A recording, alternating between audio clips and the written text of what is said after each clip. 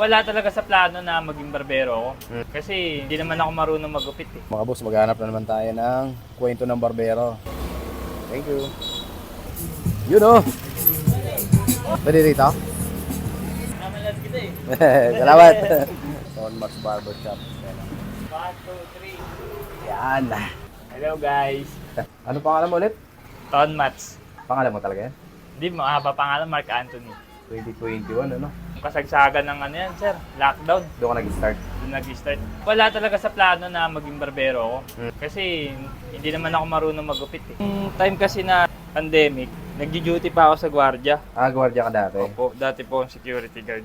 Tapos nung inabot kami ng lockdown nung March 15, marami sa amin yung mga nawalan ng trabaho. Pero di ba yung security guard nun, tuloy-tuloy naman yung trabaho? Tuloy-tuloy naman kasi sir, kaso sa Manila Hotel kasi ako naka-assign eh. Nung nag-lockdown, sarado. Nung time